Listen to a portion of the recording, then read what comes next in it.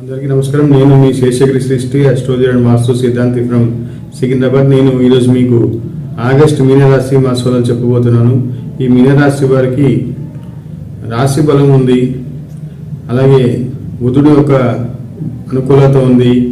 వీరికి మనోవాంఛ నెరవేరే అవకాశాలు ఈ మాసం చాలా ఎక్కువగా కనిపిస్తున్నాయి. గతంలో ఏదో ఒక మంచి పని చేయాలి, ప్రారంభించాలి, కొత్త పనిని చేయాలి అని చాలా ఆలోచించి మంచి ప్లానింగ్ చేసి పక్కన పడేసిన అటువంటి ఒక ప్రాజెక్ట్ ఈ మాసంలో ఆచరణకు రాబోతుంది. అంటే పేపర్ మీద నుంచి ప్రయోగానికి వస్తుంది, ప్రాక్టికల్కి వస్తుంది అనమాట. ఒక పని అది ఏ పని అయినా ఉద్యోగరీత్యా, వ్యాపారమా, కళనా, whatever it may be, మీకు చాలా ఉపయుక్తంగా ఉంటుంది. దానివల్ల మీ మనస్సు కూడా చాలా ఉత్సాహంగా ఉల్లాసంగా ఉంటుంది.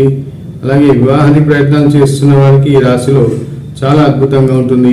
వారి యొక్క ప్రయత్నం విజయవంతంగా అవుతుంది, సఫలీకృతం అవుతుంది. శుక్ర బలం వల్ల కూడా, బుధుడి యొక్క అనుకూలత వల్ల కూడా లవ్ మ్యారేజెస్ కూడా ఈ రాశి వారికి చాలా అనుకూలంగా ఉన్నాయి.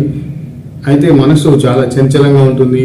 విపరీతమైన ఆలోచనలు, అనవసరమైన ఆలోచనలతో నిలకడ లేని మనసు అతిగా ఆలోచిస్తుంది. కొంచెం ప్రయాణాలు చేస్తారు, అనుకోని ప్రయాణాలు చేయాల్సి రావచ్చు. అలాగే వీరికి రోగ రుణ శత్రు తాకిడి ఎక్కువగా ఉంటుంది. రోగాలు ఎంత బలమైనప్పటికీ గురువు అనుకూలత వల్ల వీరికి తీసుకునే మందు వల్ల కానీ, వైద్యం వల్ల కానీ రోగాన్ని జయించే శక్తి అంతర్గతంగా ఆ భగవంతుడు ప్రసాదిస్తాడు. అలాగే ఆర్థికంగా కొంతమందికి మాత్రం ఆర్థికమైన, ఎవరికైతే గురుబలం జన్మజాతకంలో లేదో వారికి ఆర్థికమైన ఇబ్బందులు కూడా ఉంటాయి. శత్రువులు కూడా ఇంట బయట పెరుగుతారు. ఆఫీస్లో కూడా మీ మించి శత్రువులు పెరుగుతారు.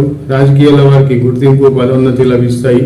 నా వీడియో కనుక మీకు నచ్చితే లైక్ చేయండి, సబ్స్క్రైబ్ చేయండి. మీ యొక్క వ్యక్తిగత జాతకానికై నేను సంప్రదించండి. Thank you for